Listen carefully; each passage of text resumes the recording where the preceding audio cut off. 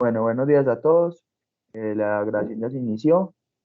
Esta es la sesión número 2 y su objetivo es que, digamos que hagamos la primera sesión en la cual les haga una explicación de ejercicios tipo Saber Pro, que hagamos un recorderis. Objetivamente es esa. Yo tengo como unos ejercicios preparados, se los voy a explicar bajo mi perspectiva, yo cómo los desarrollaría. Y ya lo que yo haría posteriormente es que yo he visto que ya hay como unas duditas, inquietudes. Yo lo que haría es como un video de explicación y lo montaría pues al grupo para que ustedes puedan ver esas dudas, inquietudes y así digamos que podamos avanzar de una manera más ágil y práctica. Entonces,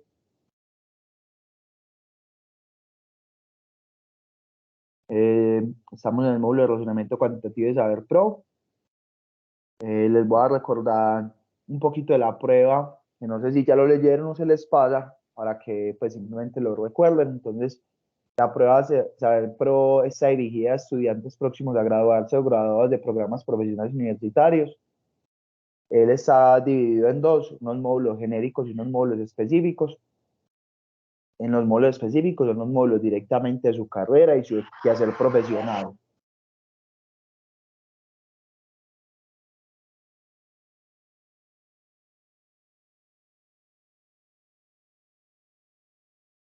Y ya los módulos específicos son estos módulos que estamos observando acá, que están divididos en 5.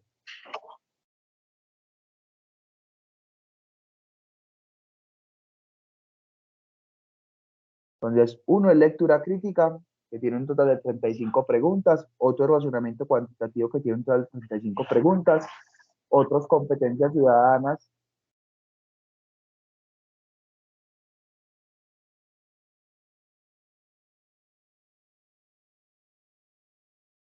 Chicos, qué pena, es que aquí a la única se están construyendo. Denme un segundito, yo hablo una cosita y ya, pues tomo 2 minuticos nomás.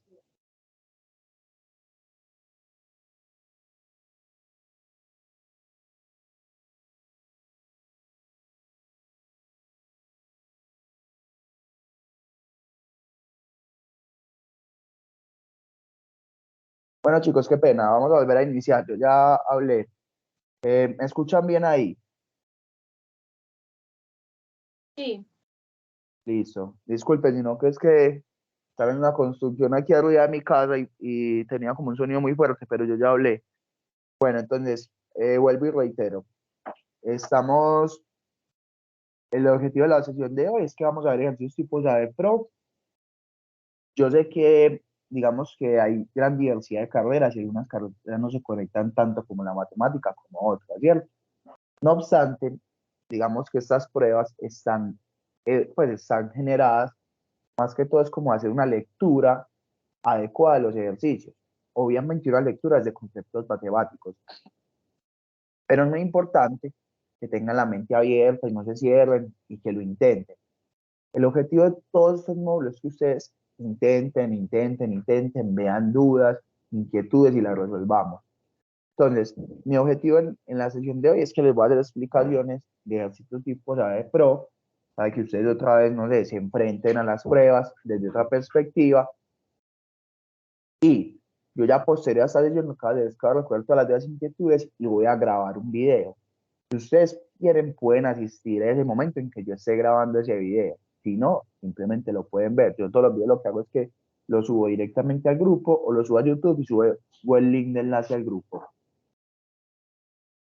Entonces, lo que les estaba explicando, por si no lo habían leído, por si les había pasado, que es la prueba Saber Pro.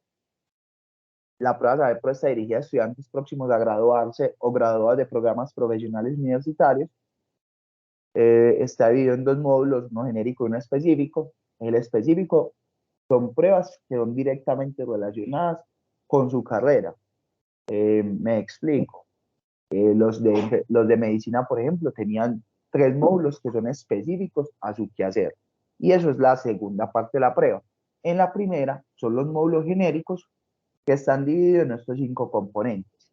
Uno es lectura crítica, otro es razonamiento cuantitativo, otro es competencias ciudadanas, tenemos inglés y comunicación escrita, que ahí tienen que desarrollar pues un texto escrito y esa es la prueba. Digamos que son las genéricas porque son como las competencias transversales.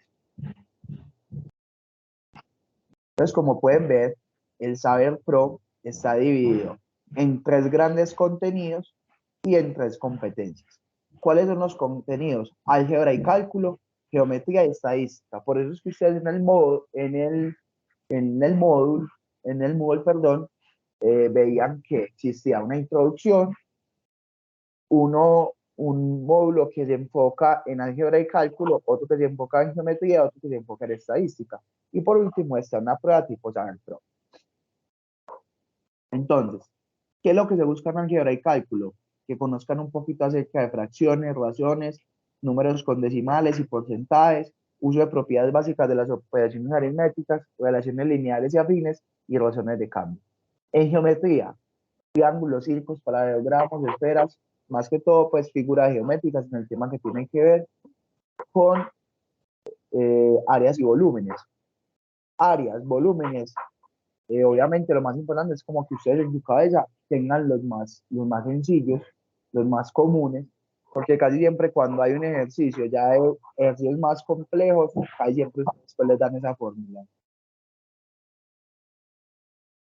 Está el tema de desigualdad triangular, sistemas de coordenadas cartesianas, que es el sistema del que permite hacer las gráficas de funciones. De esto yo les subí un video de funciones, de una explicación breve de cómo ustedes pueden analizar las funciones de manera gráfica. Están los temas de estadística, que es el tipo de representación de datos, tablas y gráficos, que eso es muy común. Te dan un gráfico, te dan una tabla, y lo que te piden es como una interpretación de ello, ¿cierto? Azar, probabilidad, promedio y rango estadístico. El promedio es algo que encanta, el cálculo de un promedio, y ya está el tema de población muestra, nociones de diferencia muestral y errores de estimación. No voy a ahondar mucho pues en el tema de las competencias, esto lo pueden pues ustedes leer, pero las competencias que se requiere pues como para, o sea, hay diferentes tipos de contenidos y de preguntas de contenidos y estas buscan diferentes tipos de competencias. Entonces, algunas de esas preguntas buscan es una interpretación y representación, otra una formulación y ejecución, y otra una argumentación por parte de ustedes. Bueno, son un ejercicios pues prácticos, pero no vamos a ahondar mucho. Vamos a empezar con lo que nos interesa un poco. Esos ejercicios yo creo que están muy ligados a la prueba de introducción. ¿Listo? Entonces yo lo que aquí voy a hacer es les voy a dar una explicación y si hay algún concepto, obviamente les voy a hacer más profundización de ellos. Pero lo que vamos a observar normalmente en estos ejercicios es que es más una lectura matemática o una interpretación de un gráfico, más que ustedes estén allá haciendo pues un ejercicio de ecuaciones o este tipo de temas que puede suceder, pero son ecuaciones en sí. Entonces vamos a iniciar. Un futuro es un contrato entre dos partes, en el que una de ellas se compromete a comprar a la otra un producto a un precio y una fecha pactada en el momento de firmar el contrato. Entonces, ¿qué es un futuro? Es que yo se le digo, por allá en julio de este año, yo le voy a comprar y este es el precio que pactamos. Y sin importar si sube o baja la divisa o hay cambios, digamos, internacionales, yo me comprometo con usted que yo usted en ese tiempo le va a pagar. Digamos que eso lo que hace es como disminuye el riesgo. ¿Por qué? Porque ya usted no está preocupado que, no, es que subió mucho el dólar, entonces el producto está muy caro o bajó hoy, sino que es más ahí. En un futuro de divisas, por ejemplo, del dólar estadounidense se especifica que en el contrato el valor al que se va a transar el dólar y la fecha futura de transacción. Entonces ustedes aquí, ¿qué lo primero que ven? Un gráfico. Entonces, ¿cómo uno lee e interpreta un gráfico? De la siguiente manera. Los gráficos están generados por un eje X y un eje Y. Entonces, por ejemplo, en este caso, ¿cuál es el eje X? Mira, las fechas. La variable que no depende. Una fecha no depende de nada. O sea, las fechas, algo que transcurre. Pero en esa fecha puede haber un valor del dólar, que es lo que especifica acá. Entonces, por ejemplo, si yo vengo aquí por 8 de abril y subo, me cruzo con el gráfico y que me dice, ah, no, el dólar el 8 de abril costaba 1.769.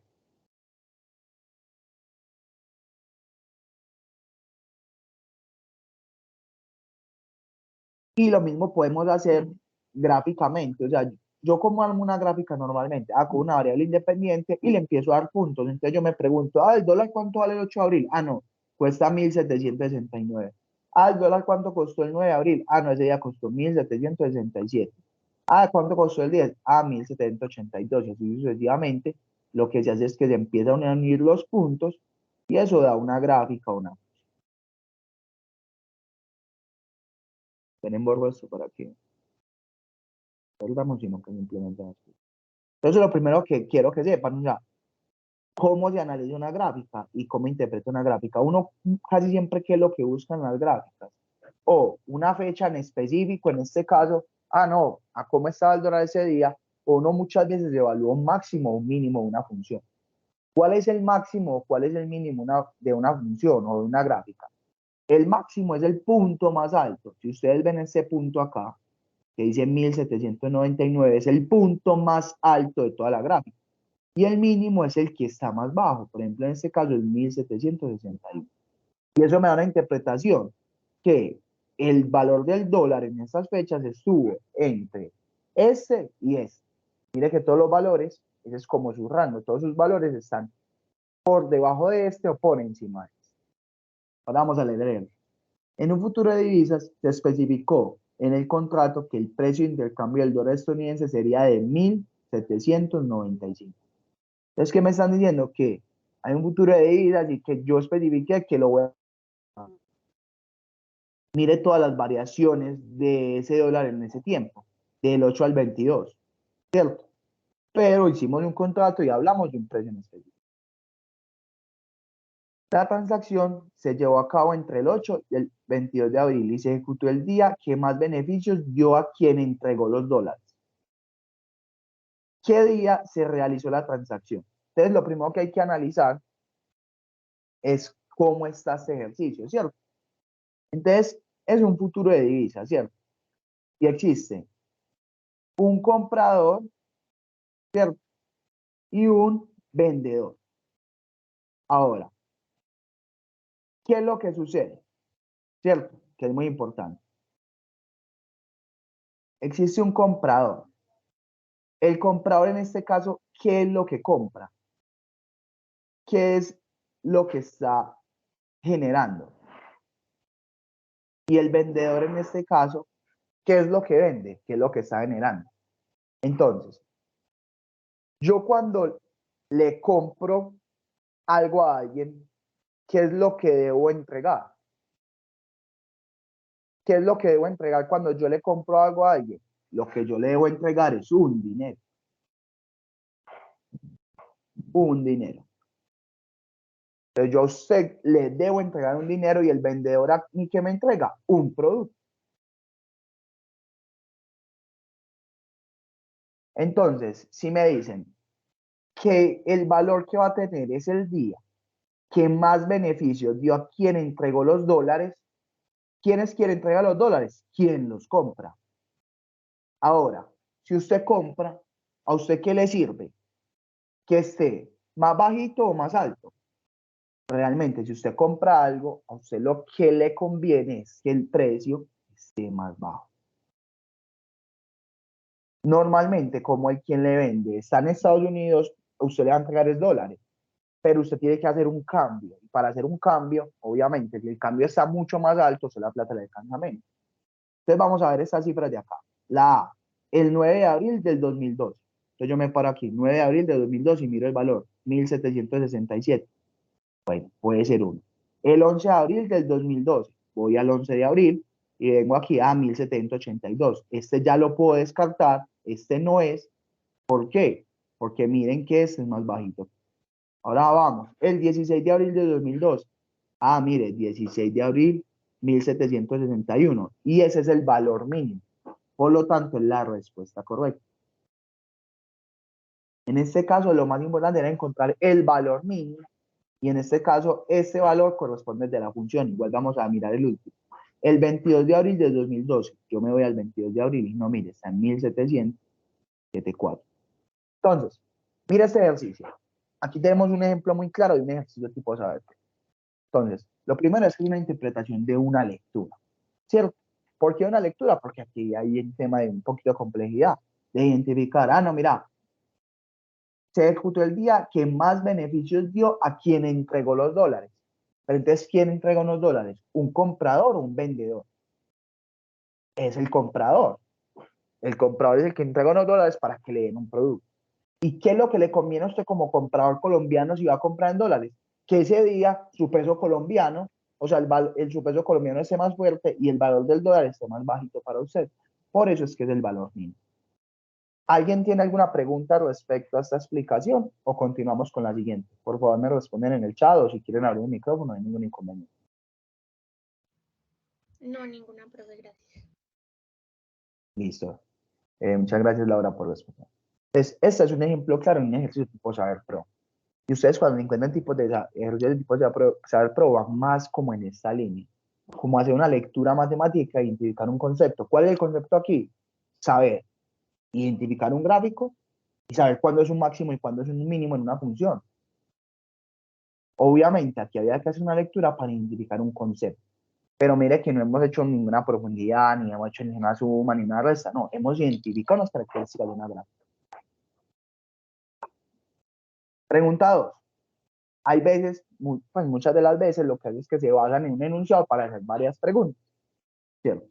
Entonces, un futuro es, esto ya lo habíamos leído, ¿cierto? La misma enunciado, que es un contrato entre dos partes en el que pactan y que está entre estas fechas y existe ese gráfico. Ahora me dice, entre el 8 de abril y el 22 de abril, una casa de cambio realiza 4 transacciones en dólares estadounidenses, rigiéndose por los valores presentados en la gráfica. Entonces, ¿qué es lo que sucede? Que hay una tasa de cambio que va a dar pesos colombianos y va a recibir dólares. Mire que ahí está el ejemplo de comprador-vendedor. En este caso, el comprador entrega unos pesos colombianos y va a recibir. Rigiéndose por los valores presentados en la gráfica para cada fecha, tanto en la compra como en la venta de divisa, las siguientes son las fechas de las transacciones. Compro el 9 de abril. Compro el 9 de abril. Ah, mire el 9 de abril. Yo compro el 9 de abril. Y vendió el 11 de abril. Ah, mire, y vendió el 11 de abril. Ah, no, aquí ganó plata. Perdón. Ah, sí, claro. Mire, compró dólares este día y los vendió este día. O sea, los vendió en la relación de Colombia más caros. Él en teoría ganó plata. Mire esta. Compró el 12 de abril. Vamos al 12 de abril. Y vendió el 15 de abril. Vamos al 15 de abril. Mire que este precio también es más alto. Entonces ahí también ganó plata. Compró el 16 de abril. Ah, mire el 16 de abril. Ah, es el mínimo. Véalo acá. Y vendió el 17 de abril. Ah, mira, vendió el 17 de abril. Míralo acá. Y compró el 20 de abril, y vendió el 22 de abril. Entonces, ¿cuál es la pregunta? Si en las 4 transacciones compró y vendió la misma cantidad de dólares, ¿con cuál transacción se obtuvo mayor ganancia? Entonces, una forma de resolver es que ustedes lleguen juiciosos y digan, ah, no, yo empiezo y resto este valor por este valor. Y ahí tengo una utilidad. Resto este valor por este valor y ahí tengo la otra utilidad. Resto este valor por este valor, ahí tengo la otra utilidad y resto este valor por otro valor y tengo la utilidad. Pero hay otra manera mucho más sencilla de resolverlo y es con las pendientes. ¿Qué es un concepto de pendientes? La pendiente es un cambio en un punto, ¿cierto? Cuando yo hablo de utilidades, si la pendiente es más pronunciada, o sea, crece más y está más inclinada, o sea, tiene un ángulo mayor, una inclinación mayor, significa que aquí hubo un cambio mayor y en este caso ganó más dinero. En cambio, si una pendiente está hacia abajo, o sea, hay una inclinación, se supone que una persona ahí perdió dinero y entre mayor sea la inclinación, más dinero va a perder.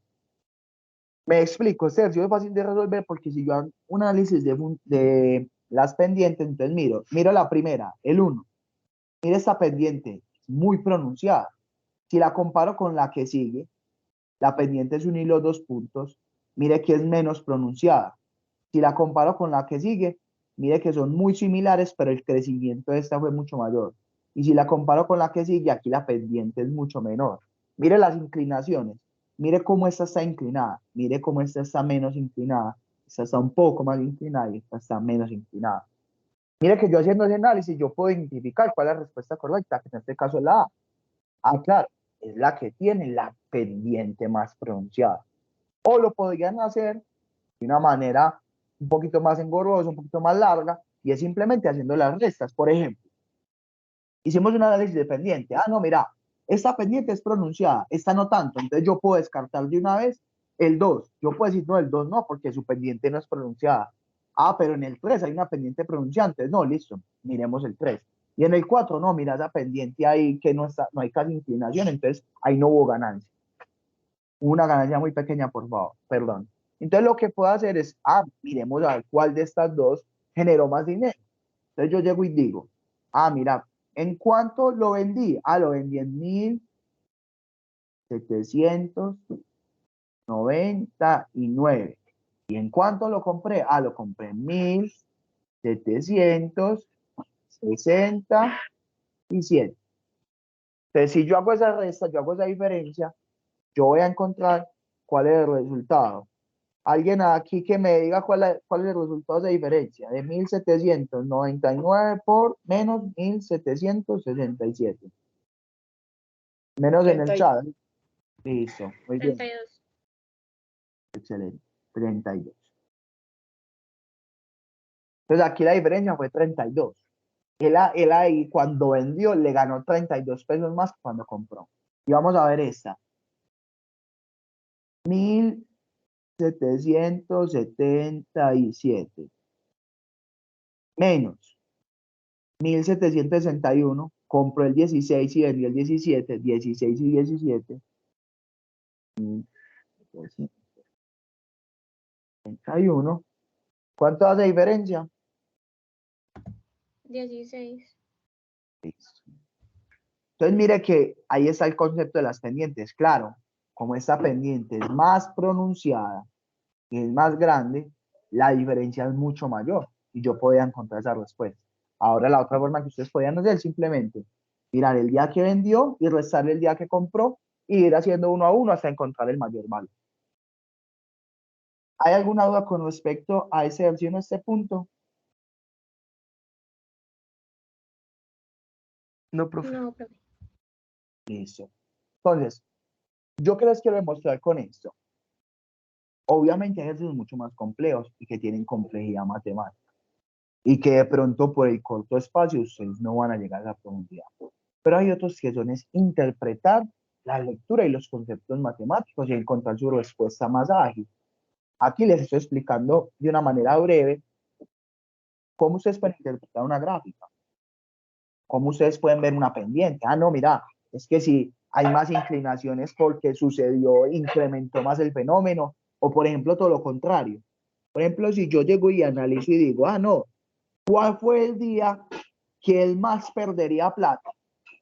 Si yo miro este gráfico y digo, no, ¿cuál es el día que si él compra una divisa ese día y después la vende, cuál es el día que más pierde plata? Entonces lo que yo miro es la inclinación, pero invertida.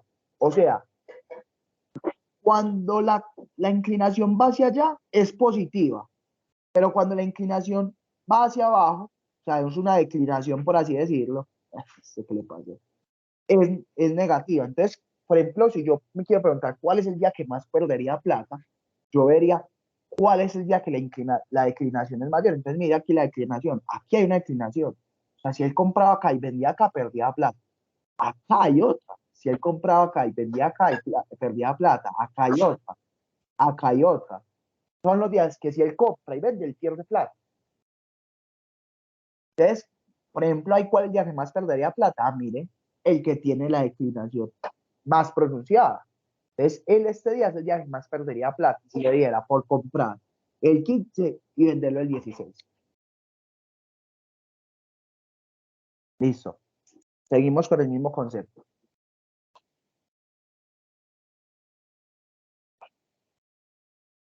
Chicos, denme un momentico, tomo agua, que estoy un poquito como agripado.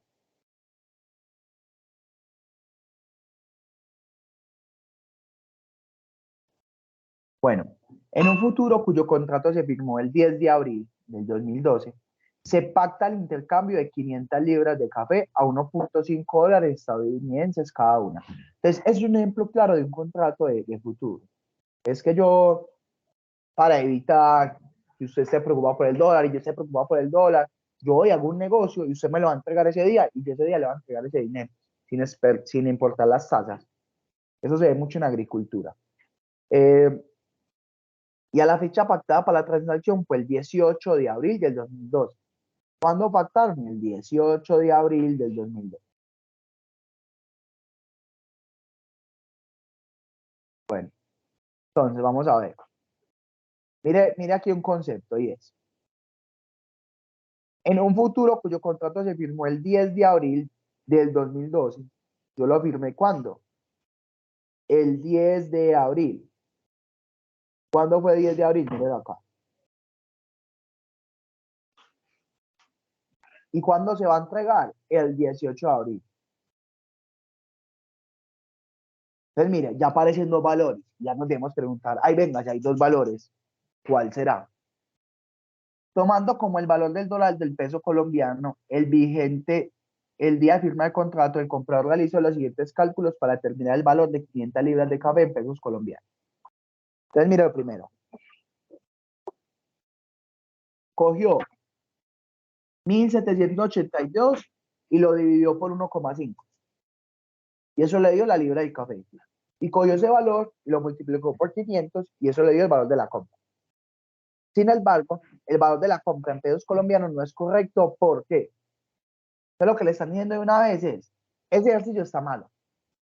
Ahí el man hizo un cálculo mal. ¿Cómo haría el cálculo? Lo primero es, un futuro es, yo a usted le firmo un contrato, y ese día es el que pactamos a cuánto yo lo voy a comprar. Entonces, por eso es que yo uso ese valor, 1.782. Aunque yo se le entregue ese día, yo le voy a pagar con respecto a este valor. Ahora, ¿qué es lo que sucede y qué es lo que está mal en el ejercicio? Lo siguiente, ¿ustedes cómo harían esa transformación de unidades? Entonces, lo que me dice es, mira, no, él llegó y compró 500 libras de café y cada una valía 1,5. Entonces yo llego y digo, cojo 500, lo multiplico por 1,5 y ahí que voy a obtener cuántos dólares yo estoy ganando, ¿cierto? Aunque aquí el ejercicio hace una operación diferente y mejor me va a valer por el ejercicio que tengo. Entonces lo primero que él se está preguntando es ¿cuánto sería 1,5 dólares estadounidenses? Entonces, si yo quiero saber cuántos son 1,5 dólares estadounidenses, yo lo que tengo que hacer es una multiplicación por el valor, 1.782. Se lo muy viejos porque el dólar hace valor, pues. Entonces, si yo quiero conocer cuánto sería 1,5 dólares en pesos colombianos, yo lo que tengo que hacer es una multiplicación por el valor del peso colombiano en esa fecha. Por eso es que esto está malo. Mire que él está haciendo una división, no hacer una división no tiene sentido. Si yo quiero saber cuánto voy a ganar por esa libra, yo lo que tengo que hacer es una multiplicación. Por eso la respuesta correcta es la D. Yo ahí no puedo hacer una división. Operaciones que, mire, yo me pregunto, por una libra, ¿cuánto me pagan en Colombia? Es la multiplicación de 1,5 por 1.782, que es 2.673. Y yo después de este valor lo multiplico por la cantidad de libras que vendí. ¿Yo cuántas vendí? Vendí 500. Y esa sería mi utilidad. Entonces, si ustedes ven este ejercicio, yo era más bien sencillo. ¿Usted qué es lo que identifica? Identifica el que hizo mal en la operación y es lo que debe resaltar. Una forma que yo muchas veces lo hago es que cuando yo no sé la respuesta, yo lo que intento es descartar las que son más inadecuadas. Y vamos a hacer ese ejercicio acá. Vamos a descartar las que veamos más inadecuadas. Y ya lo que hago, lastimosamente, es cuando yo no sé un concepto, es intentar adivinar entre las que creo más adecuadas.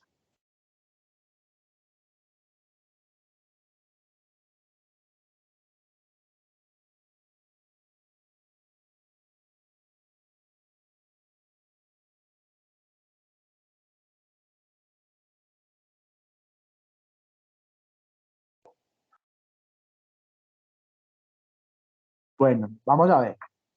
Entonces, no es correcto porque, mire, 1782 dividido 1,5 no es igual a 1188. Entonces, ustedes podrían hacer esa operación y darse cuenta para descartar. Ustedes pueden hacer esa operación, esa división, y ustedes con eso podrían descartar. Si eso es correcto, significa que esa no es. Entonces, yo llego y cojo 1782 y lo divido por 1,5. Cuando ustedes hagan la división, se van a dar cuenta que si era este valor. Entonces, esa afirmación es correcta. Yo por eso la descarto, porque estoy buscando es la operación. No, chico, aquí lo estoy enredando, disculpe. No, aquí no se puede hacer ese ejercicio de descarte. Lo voy a buscar en otro. Aquí no podemos hacer un descarte porque aquí es sencillo. Es sencillo, aquí la identificación es, él no puede hacer una división de ese valor de 1,5 por el peso colombiano porque la operación que él tiene que hacer para saber cuánto le representan pesos colombianos es una multiplicación. Ya. ¿Ustedes en qué se podían enredar entre estas dos? Entre el valor, pero mire que aquí no tiene pierde. Nunca puede ser una división, solo pueden ser multiplicación. Por eso es que yo descarto las dos que son divisiones, yo las puedo descartar y ya me quedo entre estas dos. Pero la operación que está mal era la que era una división. Entonces aquí sí, pues la respuesta correcta es la de. O sea, yo no, si yo quiero saber, si yo tengo $3 y quiero saber cuánto es en pesos colombianos, yo no hago una división, yo hago una multiplicación, yo digo, ¿a cuánto está el dólar hoy? Está en 5.000, entonces yo llego 3 por 5, 15, antes es 15.000 pesos colombianos. Porque lo que le interesa saber es cuánto gana en Colombia. ¿Listo? Entonces que quede muy claro que era una multiplicación. Bueno, esta. Vamos a hacer esta y aquí ya vamos a ver otro concepto. Hasta el momento, ¿cómo van? ¿Tienen alguna duda? ¿Les he dado un poquito más de claridad? ¿O ya todo esto lo conocían, lo sabían? Cuéntenme un poquito, por favor.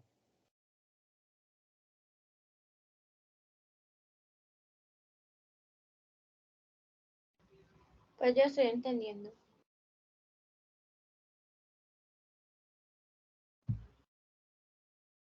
Yo también. Listo, perfecto.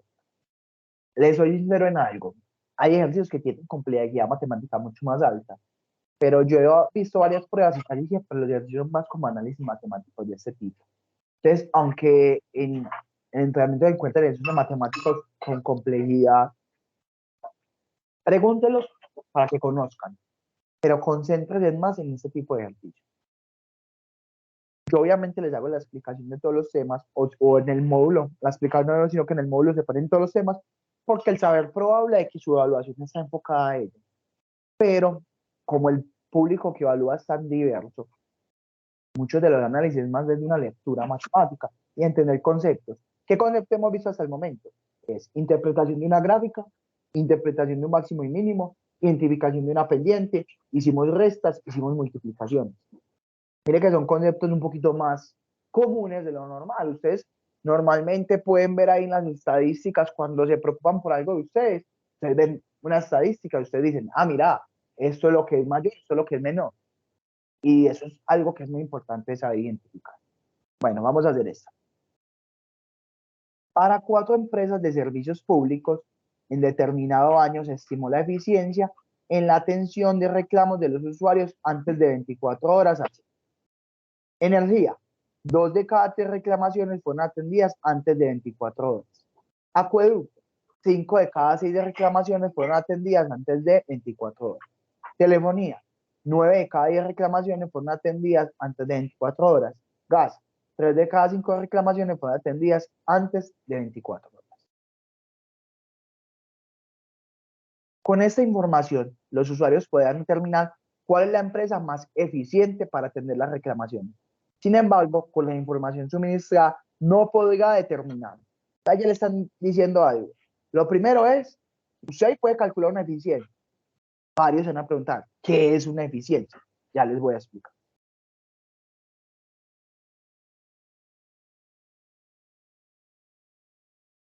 Cuando yo hablo de una eficiencia, hablo del concepto de un porcentaje.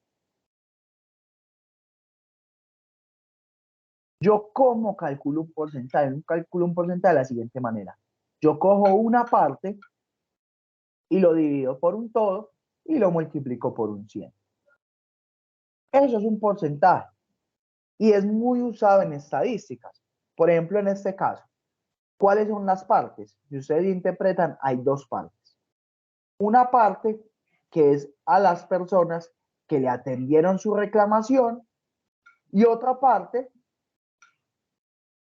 que es a las personas que no le atienden la reclamación. No los atienden. Entonces, por eso dicen, 2 de cada 3 reclamaciones fueron atendidas. 2 es la parte de las personas que fueron atendidas y 3 es el todo. Entonces, mire que cuál es la eficiencia aquí es 2 sobre 3. Ah, no, mire, claro. 2 de cada persona fueron atendidas. Entonces, hay un porcentaje. Yo si hago la división entre 3, puedo tener un porcentaje y así sabe la razón. Y mira otra parte, las que no fueron atendidas. Si 2 de cada 3 fueron atendidas, significa que una de esas personas no fue atendida. Entonces, las personas que no fueron atendidas es 1 sobre 3. Y eso es una proporción. Y esa proporción a mí me sirve para hacer posteriores cálculos. Pero aquí lo que quiero que signifiquen es simplemente qué es un porcentaje. Que recuerden que un porcentaje es la división de una parte sobre un todo. Y que la suma de las partes da 100%. Entonces mira, existen porcentajes para mayor al 100%, sí existen, pero esos son otros tipos de análisis. Pero cuando uno hace un ejercicio donde usted está analizando varias partes sobre un todo, la suma de esas partes no puede ser mayor al 100%. ¿Listo? Aquí, ¿cuáles son las partes? Las personas que atienden y las que no. Bueno, entonces vamos a leer. Con esta información suministrada no podrá determinar. Lo primero, el número de reclamaciones se atiende antes de las 24 horas. Bueno, esa es la respuesta correcta. Pero vamos a mirar las otras porque son correctas y ya les explico por qué la es la correcta. Lo primero, B, el porcentaje de reclamaciones atendidas antes de 24 horas. Sí, se puede calcular aquí un porcentaje. Mire, tiene una parte, tiene un todo y si lo multiplica por 100 ya tiene un porcentaje. Y eso lo puede hacer en todas. 5 dividido 6%, 9 dividido 10%, 3 dividido 5%. Ahí tiene un porcentaje de las reclamaciones que fueron atendidas. Entonces ahí está bien.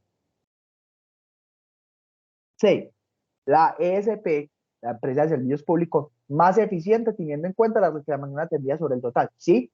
Si ustedes calculan acá los porcentajes, pueden identificar cuál es el que tiene el porcentaje más alto. Y el que tenga el porcentaje más alto va a ser la más eficiente. En este caso, yo también lo puedo hacer.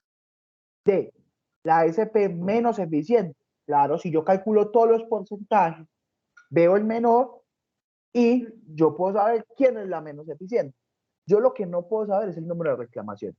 Porque aquí me están dando una proporción, aquí no me están diciendo la cantidad. Yo como sé que me dan una proporción porque me dan una razón. Mire, me dicen, 2 de cada 3 fueron atendidas antes de 24 horas. No significa que antes de 24 horas solo llamaron 2 veces. No, significa que ellos hicieron un cálculo, una proporción y se dieron cuenta que de 3 llamadas, 2 las atienden bien y hay una que no. Pero me pudieron llamar 1000 veces, 10.000 veces. Y este ejercicio no me está dando esa explicación. Por eso la respuesta correcta en este caso es la A. yo no puedo calcular el número de reclamaciones sin atender antes de 24 horas. No es posible porque a mí me están dando ahí una proporción. Yo cómo sé que me dan una proporción, porque me dan una parte sobre un todo. De la manera que yo sé. Y cuando a mí me dan una proporción, no significa que me estén dando una cantidad. Me están dando simplemente es una razón. ¿Hay una duda con respecto a este ejercicio?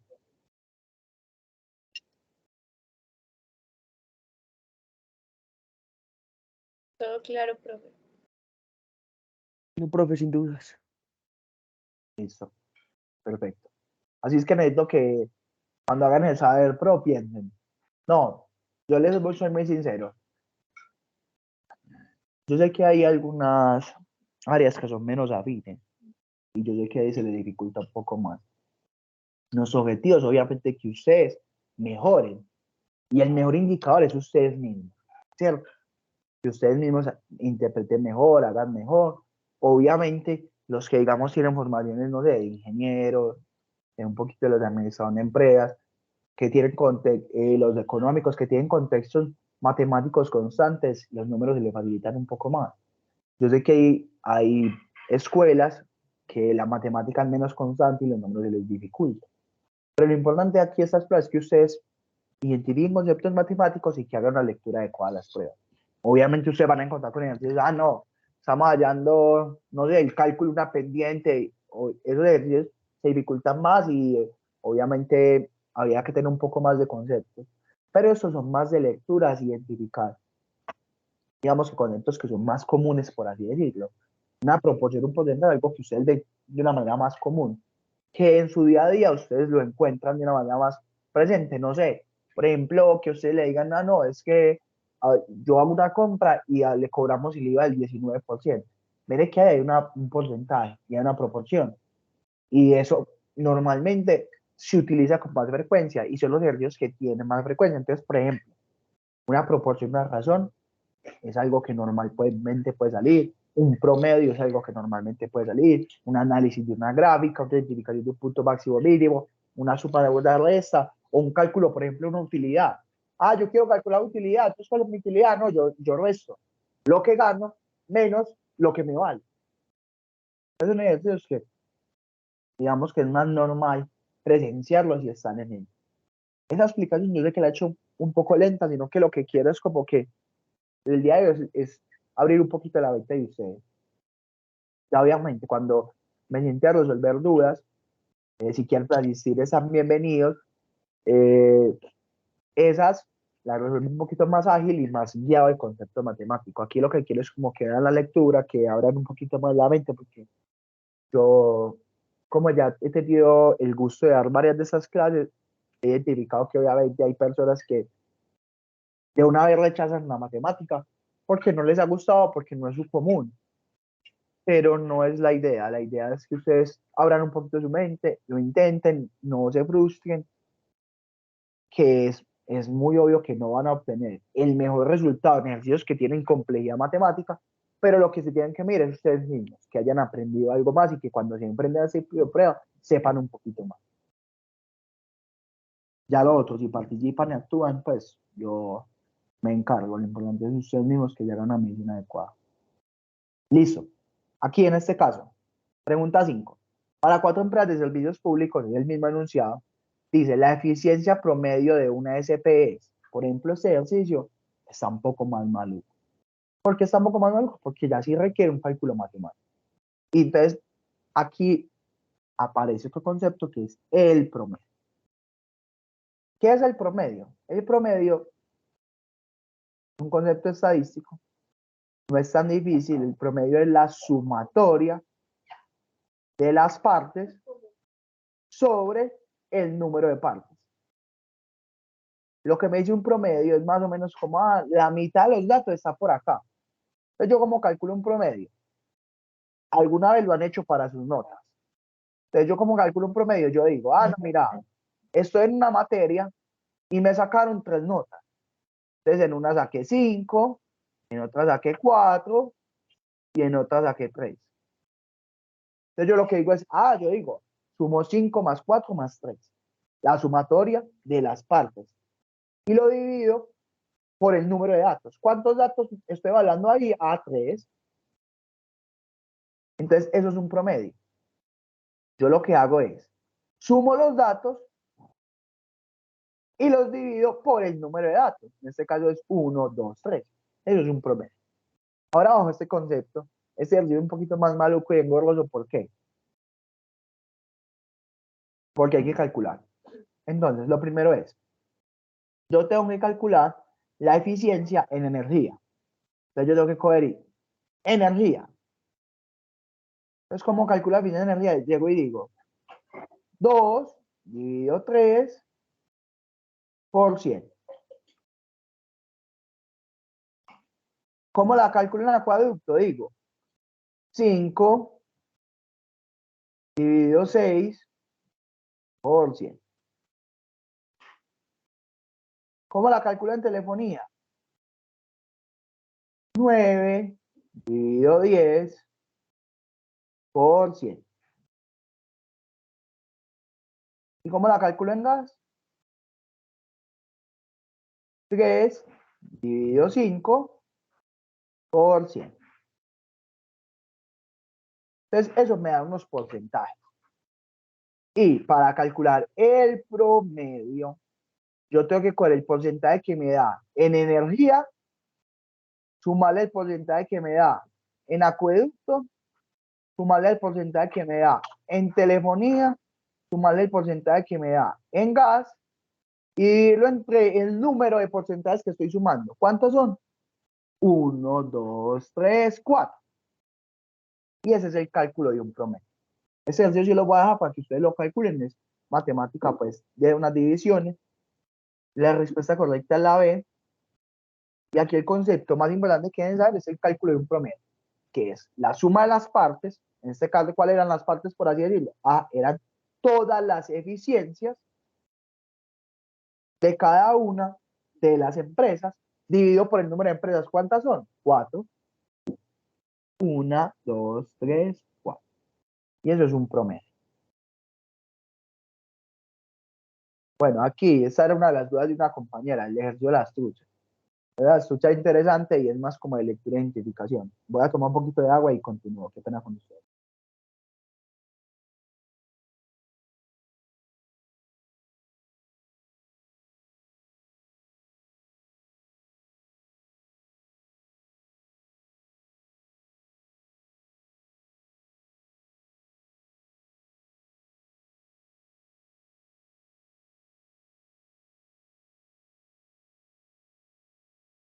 Listo. Ejercicio de las truchas.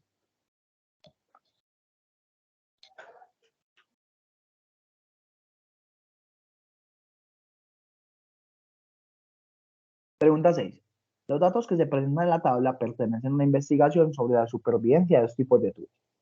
Para iniciar este estudio se bloqueó parte de un arroyo con redes que impedía el ingreso y salida de truchas. O sea, el ejercicio está totalmente cerrado. Yo tenía un tanque, tenía otro tanque y ya. Las que habían son las que hay, ya. No hay más. Se colocaron 100 truchas de cada color. Entonces aquí en un lado pusieron 100 truchas y en otro 100 truchas. La tabla muestra el número de truchas vivas al iniciar el estudio y al cabo de cada año de estudio, así como la condición de agua en el momento del conteo. Entonces lo que me dicen es, mire, tengo dos estanques, una trucha de color brillante y una trucha de color pardo, y una condición del agua. Y ese es el conteo anual de cuántas truchas hay. Se desconoce el número de truchas de cada color que sobrevivió todo el tiempo que duró el estudio. ¿Por qué se desconoce? Por la siguiente razón. Yo aquí tengo unos pececitos.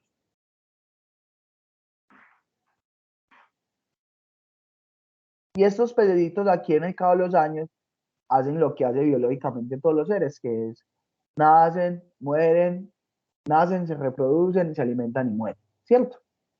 Entonces lo que sucede es que yo, ¿por qué no puedo conocer las truchas que están todavía al iniciar el estudio? Porque yo no sé si ella murió y la información que me da ahí no es suficiente, porque ellas se pueden haber reproducido y todo. Pero lo que dicen es, Se desconoce el número de truchas de cada color que sobrevivió todo el tiempo que duró el estudio, pero no puede exceder. Listo. Entonces, el tema de que no puede exceder es que, ¿qué es lo que sucede? Que si ustedes analizan estos datos, aquí hay unos datos mínimos. Mire, aquí hay un mínimo, el 14, y aquí hay un mínimo, el 9. O sea, hay un punto que esa población llegó a ser 14 o 9. Mire que esa población, por ejemplo, mire esas truchas de acá, pasaron de ser 14 a 90, o sea, hubo una reproducción masiva. En cambio, estas pasaron de 86 a 9, hubo una muerte masiva, ¿cierto? ¿Qué es lo que sucede? El valor de truchas iniciales no puede ser mayor al valor mínimo. ¿Por qué? Porque ese es el valor que me daría, digamos, sin la reproducción. No puede superar ese valor mínimo. Porque en este punto del mínimo pueden haber truchas que nacieron y truchas que están desde el inicio. En cambio aquí, digamos que aquí, por ejemplo, doy un ejemplo claro en el 14. Ah, no, aquí habían 5 truchitas desde el inicio. Pero aquí, pero acá podían haber 6, ¿cierto? Eso nadie lo sabe. Lo que significa ese mínimo es que de ese valor no pueden superar las iniciales.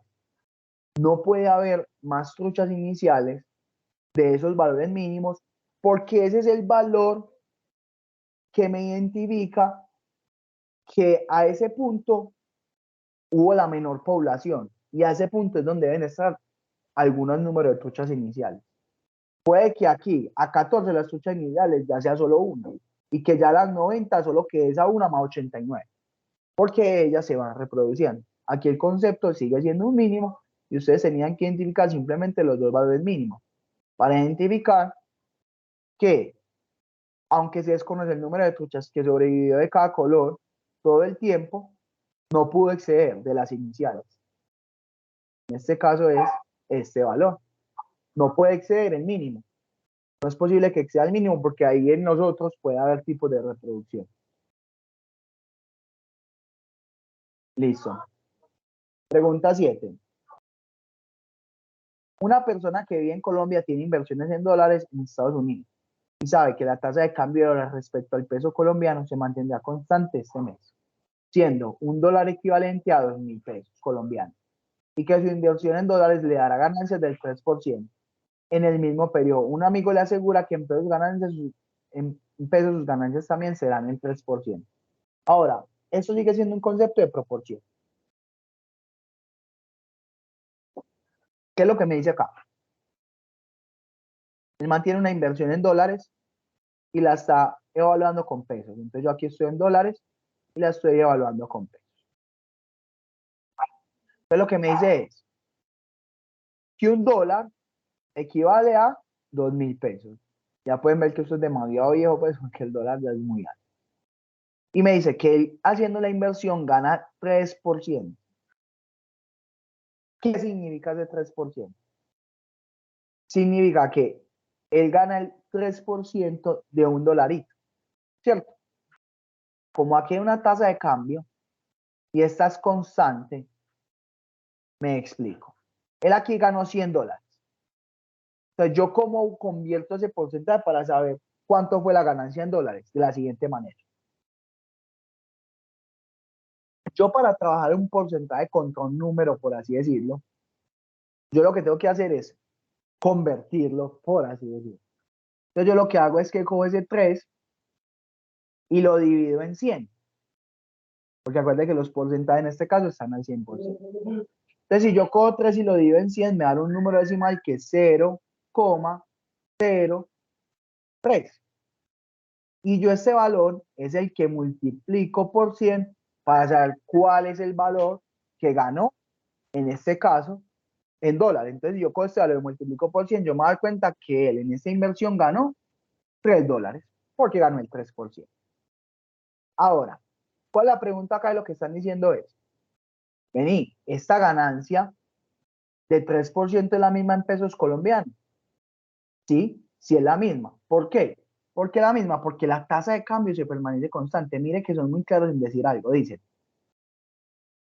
Una persona que vive en Colombia tiene inversiones en dólares en Estados Unidos y sabe que la tasa de cambio respecto al peso colombiano se mantendrá constante ese mes.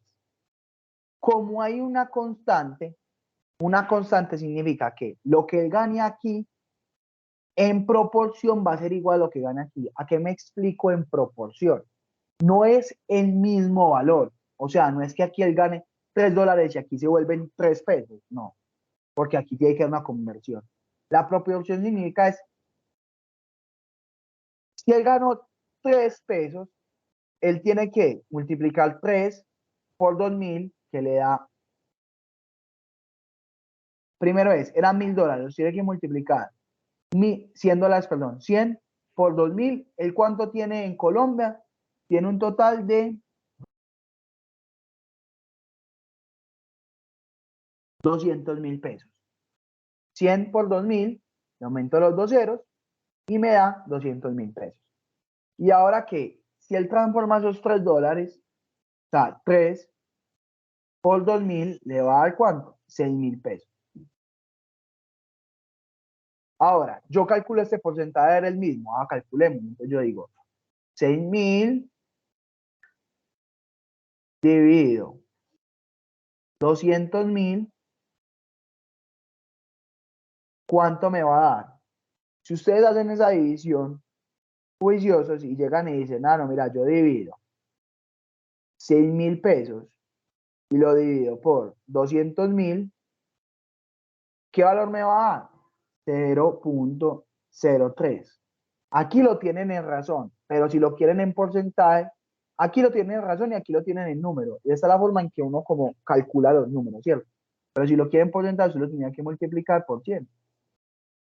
Y le daría 0.03%, le daría 3%. Entonces mire que es igual, o sea, lo que quiero decir es, cuando usted le hablen de porcentajes que están relacionados y las condiciones se mantienen constantes, lo que aumenta en uno, aumenta en el otro.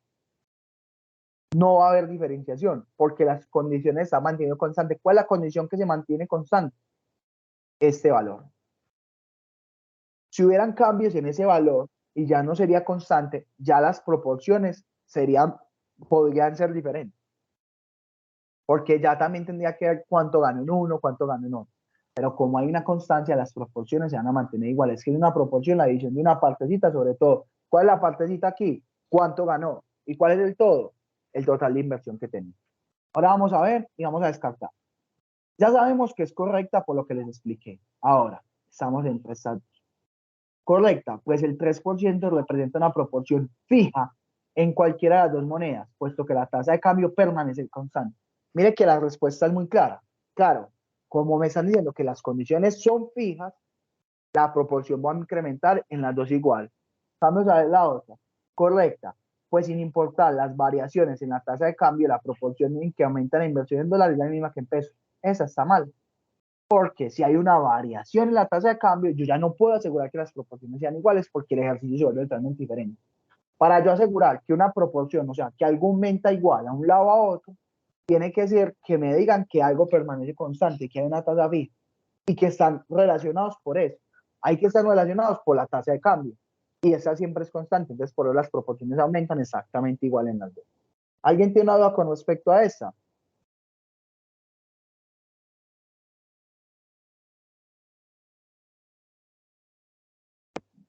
Bueno, nadie ve respuesta, va a continuar. Listo. Pregunta 8. Hoy voy a recordar y quiero ser como muy enfático en lo que estoy diciendo. Si analizamos ejercicios, vemos patrones. ¿Cuáles son los patrones de estos ejercicios? Yo me estoy enfrentando a conceptos matemáticos, sí, pero de una manera más desde la lectura que desde el cálculo. Hasta el momento, solo hemos hecho un cálculo matemático, que es el cálculo de una eficiencia, que sí, que es un poquito engorroso, un poquito maluco, pero son divisiones. ¿Listo? Entonces, si yo, en este momento están malos, pues como en el tema, es que no sé dividir, sí les aconsejo pues que al menos el tema de divisiones, multiplicaciones, lo repasen un poquito con videitos. Yo sé que lo van a recordar, que ustedes normalmente hacen una división a multiplicación. Bueno, ahora vamos a ver aquí este ejercicio. Pregunta 8. Este es muy interesante. y son ejercicios de lectura bajo conceptos matemáticos. Si ustedes ven, yo en ningún momento me he puesto a calcular, solo he tenido un ejercicio que me ha obligado a calcular. La mayoría es leer, identificar el concepto matemático. ¿Qué conceptos son recurrentes? Por ejemplo, aquí volvemos a hablar de promedio. ¿Qué conceptos recurrentes? Ah, los mínimos y los máximos. ¿Qué significa un mínimo? ¿Qué significa un máximo? Ah, ¿qué es conceptos recurrentes? Ah, identificar una ecuación, una gráfica, perdón. Entonces, si ustedes fortalecen los conceptos, posiblemente en la prueba de Pro les va a ir de una manera adecuada, porque son conceptos que son recurrentes. Bueno, una escuela de natación cuenta con un total de 16 estudiantes. Para las clases de hoy usan 2 piscinas con distinta profundidad. Por seguridad, las personas con una estatura inferior a 1,80 se envían a la piscina menos profunda y las personas con y las demás a una piscina más profunda, perdón. El director de la escuela escucha que el promedio de la estatura de 16 personas es 1,70 metros e insiste en aumentar la cantidad de alumnos para que el promedio sea 1,80, afirmando que de esta manera se logrará igualar la cantidad de personas en las 2 piscinas. Esta afirmación es errónea. ¿Por qué? Listo, aquí le voy a explicar un concepto que tiene que ver con promedio.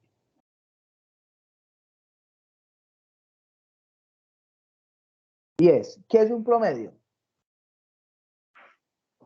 Es un dato que tiende a la centralidad de un conjunto de datos. Me explico. Hay 2 piscinas.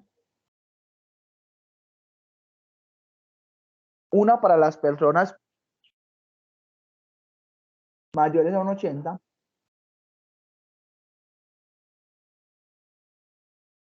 y una para las personas menores de 1,80.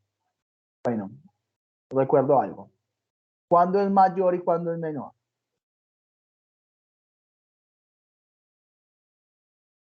Miren, ¿cuándo es mayor y cuándo es menor? Aquí el piquito. Donde está el pico más grande es donde está el mayor. Y donde está el pico más pequeño es donde está el menor. Entonces, si yo me pregunto, ¿cuándo es menor qué? Obviamente lo que tengo que tener es un valor que el valor, la X esté hacia allá, con el piquito así. Eso es menor que. Y esto es mayor que. Los valores aquí X, que puede ser cualquier valor, todos van a estar por arriba de 1,80. En cambio, los valores de aquí de la X, que es menor, todos van a estar por debajo de 1,80. Ahora, ¿qué es lo que sucede con un promedio? Como les estaba explicando. El promedio es sumar todas las alturas y dividirla por el número de personas, que en este caso me lo dicen, es 16. ¿Qué es lo que me está diciendo este promedio? No, mira, el promedio es 1,70. Y este man dice, no, como es 1,70, él intuye que tiene más gente en esta piscina. Pero de una vez están diciendo, esa afirmación es errónea. Es errónea, hay que encontrar el porqué. Ahora, ¿cuál es el porqué? El promedio es una medida que es muy susceptible a datos atípicos. ¿Qué son datos atípicos? Datos que están por fuera de la medida. Y me explico así de sencillo. Cuando ustedes están en la universidad y sacan un 0, recuperar un 0 es demasiado difícil. Porque el promedio, como les evaluaron a ustedes, es muy susceptible a valores que son atípicos, o sea, que son valores que pueden estar por fuera de la media. Y por eso subir esos valores es tan difícil. Ahora, me explico aquí de una manera ágil. Si él llega y tiene aquí 8 personas, y todas miden 1,80, ¿cuál va a ser el promedio? 1,80. Como todas tienen la misma altura, el promedio va a ser el mismo 1,80. Y si aquí él tiene 8 personas que miden 1,60, ¿cuál va a ser el promedio? 1,60. Ahora, ¿yo cómo saco el promedio entre estos dos valores? Llego y cojo 1,80 le sumo 1,60 y lo divido entre el número de valores que estoy mirando. ¿Cuál es el número de valores en este caso? Ah, es 2, ¿cierto? Entonces yo cojo 1,80, le sumo 1,60 y lo divido entre el número de valores que estoy sumando, en este caso es 2, y me da que el promedio es 1,70. Mire que aquí las personas están igualadas, sino que lo que sucede con el promedio es como el promedio encuentra el punto medio entre ellos. Por eso es que el valor puede estar por debajo de 1,80, pero eso no significa que haya igualdad de condiciones, por así decirlo. Aunque el promedio tiende a dar el valor de centralidad, como él es susceptible a tener datos muy altos, o sea, yo aquí puedo tener un man de 2 metros, aquí puedo tener una persona de 2 metros, y esa persona de 2 metros, que es muy diferente a todos, va a hacer que el promedio suba. O yo aquí puedo tener una persona de 1 metro, y esa persona que es muy diferente hace que el promedio baje. Esa es la susceptibilidad del promedio. Entonces, lo que les quiero decir con esto es que ustedes con un promedio simplemente infieren que más o menos todas las personas miden eso. Pero ustedes no pueden asegurar cantidades de personas, porque eso no se lo dice el promedio. El promedio infiere es, no, más o menos esas personas pueden medir eso en esa comunidad. No significa que todas midan eso. O no significa que hay gente que no sea más alta que eso, o no significa que hay gente que sea menos alta que eso. ¿Por qué la persona ahí está equivocada? Porque él no puede hacer una inferencia de cantidad de personas con respecto al promedio. Para hacer eso tiene que hacer un conteo y mirar cuántas personas están. Entonces vamos a mirar la respuesta. A. Las 16 personas se encuentran actualmente en la piscina menos profunda. El director de la escuela debe aceptar otro de en una estructura superior a 180. Eso está equivocado, por lo que les explico. Porque es que el promedio, usted no, o sea, ustedes con eso, ustedes no pueden saber cómo están distribuidas las piscinas. Ustedes saben más o menos que la mayoría de personas pueden tener estatura, pero ustedes nunca van a saber cómo están distribuidas las piscinas. El C. El promedio es imposible determinar la cantidad de personas en las piscinas. Es necesario utilizar otras medidas como estatura máxima o mínima de las personas en el lugar de esas. Esta podría ser. D. Incrementar el promedio en 80 es insuficiente. El director de la escuela debe aceptar más estudiantes de altura de 1,80 hasta que la cantidad de alumnos sea igual en ambas piscinas. Eso también es erróneo, porque mire que en el caso que les estoy diciendo, mire que ahí ya el promedio, ya las piscinas están igualadas y el promedio va por menor a 1,80. Aunque el promedio de estatura de 16 personas sea inferior a 1,80, no significa que la cantidad de personas en las piscinas sea diferente. Esa es la respuesta correcta. ¿Por qué es así y esta no? Aunque son muy similares, y lo que me están diciendo es, el promedio no sirve para calcular lo que él quiere.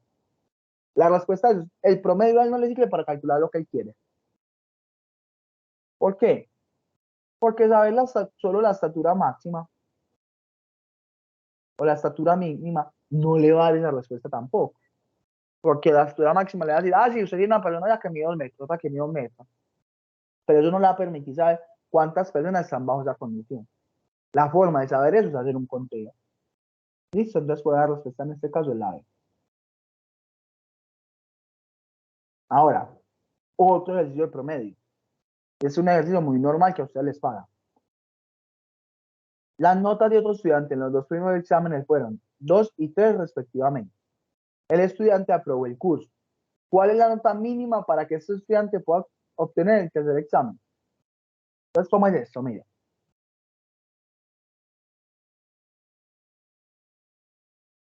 ¿Qué es un promedio? La suma de las notas, son 3 notas. Una, divido el número de notas. ¿Cuántas son? 6. La persona para ganar, ¿cuánto tiene que sacar? Tiene que sacar 3. ¿Cuánto sacó en la primera? Sacó 2. ¿Cuánto sacó en la segunda? Sacó 3. ¿Cuánto sacó en la tercera? No sabemos. Es lo que tenemos que calcular. Bajo el concepto del promedio. Ahora, acá quiero recordar un poquito de álgebra, pues sencilla, y es cómo resuelvo este sistema de ecuaciones, esta ecuación sencilla. Este número que aquí está, yo lo que hago siempre es, paso las X para un lado y los números para el otro, ¿cierto? En este caso tenemos la fortuna de tener solo una X. Entonces, mira que este número que está aquí, que no es complicado el dominado, yo lo que tengo que hacer es pasarlo al otro lado. ¿Yo cómo lo paso al otro lado? Mediante una multiplicación. Entonces yo digo, 2 más 3 más x es igual a 3 por 3. Y aquí ya hago las operaciones matemáticas que puedo hacer. 2 más 3, ¿cuánto da?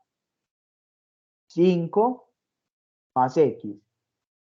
Y 3 por 3, ¿cuánto da? 9. Y ahora yo tengo que esperar la x y que la x me quede solita. Este 5 aquí que está sumando, yo tengo que pasar al otro lado ¿a qué? A restar. Entonces por eso me da 9 menos 5. Y 9 menos 5 es igual a 4. Entonces, eso es una forma de hacerlo. ¿Cuál es otra forma de hacerla? Ustedes podían hacer tanteo también. Ustedes podían empezar a hacer esto. Vea.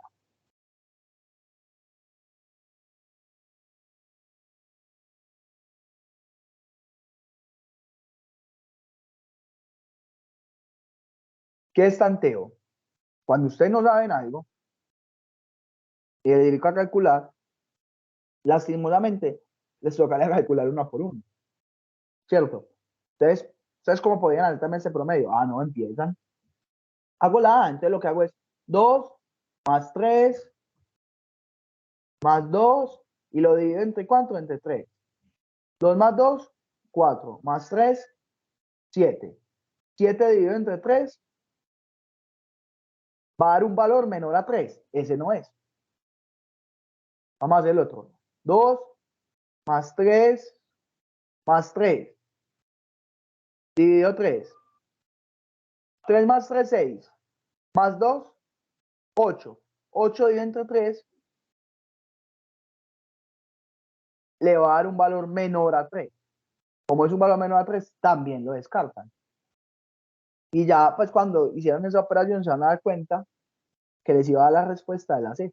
¿Por qué? Mire que dice, ¿cuál fue la nota mínima que el estudiante pudo obtener en el tercer examen? En este caso tiene que ser un 3. Esa respuesta no es tan clara. ¿Sabes por qué? Porque no están definiendo cuál es la nota mínima para aprobar. Pero intuimos que es un 3. Listo. Décima y última pregunta para que podamos finalizar.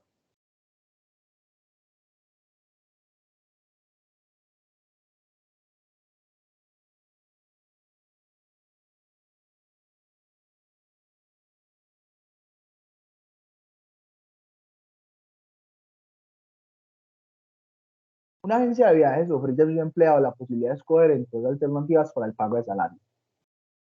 Hay una alternativa que es, te pago 800.000 pesos a usted. Y otra alternativa, que le pago 400.000 más una comisión de 50.000 por cada viaje vendido.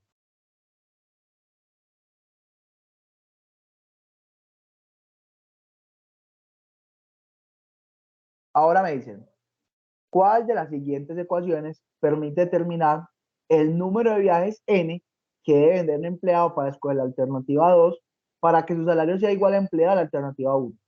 Por ejemplo, este ejercicio tiene un poquito más de complejidad, lastimosamente.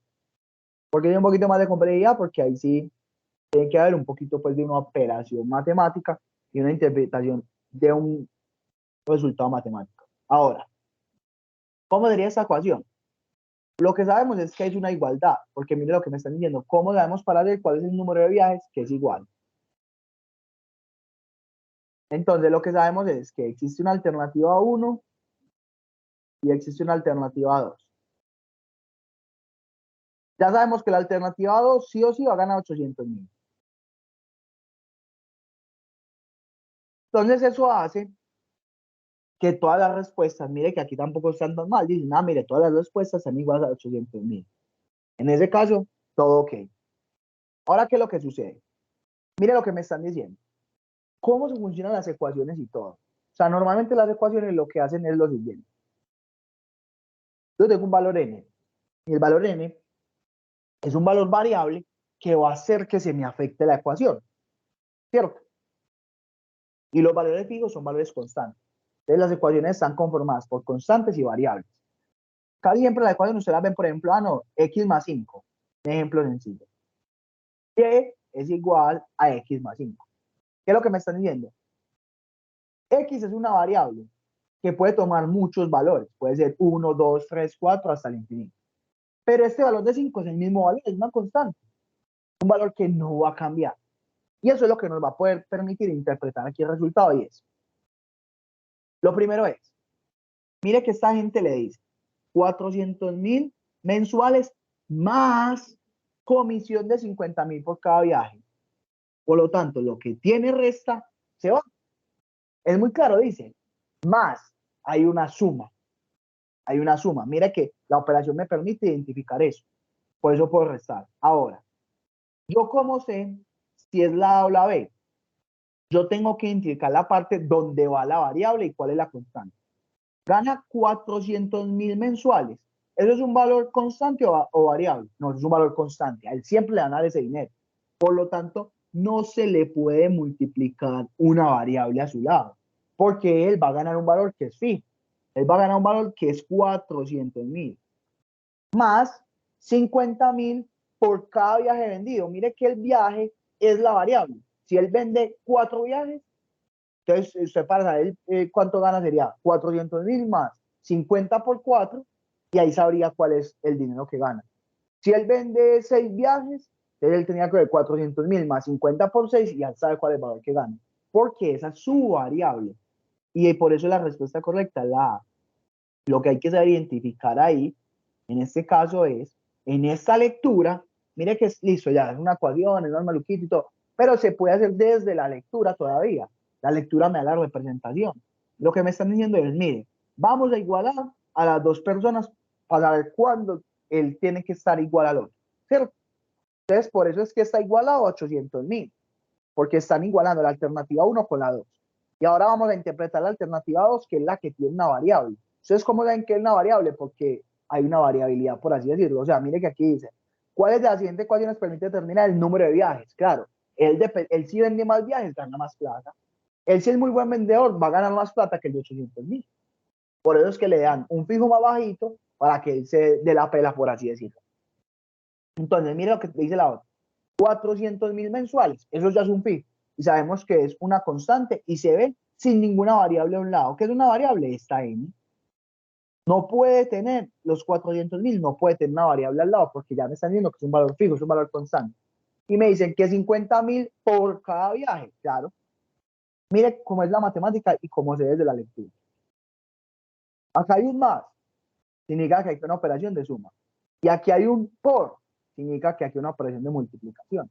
Entonces, por eso es 50.000 por n, que es el número de viajes que dieron a cada ecuación. Entonces, por eso es que esa ecuación queda 400.000 más 50.000 por cada viaje. Y cada viaje se representa con la n. Por eso la ecuación queda 800.000 es igual a 400.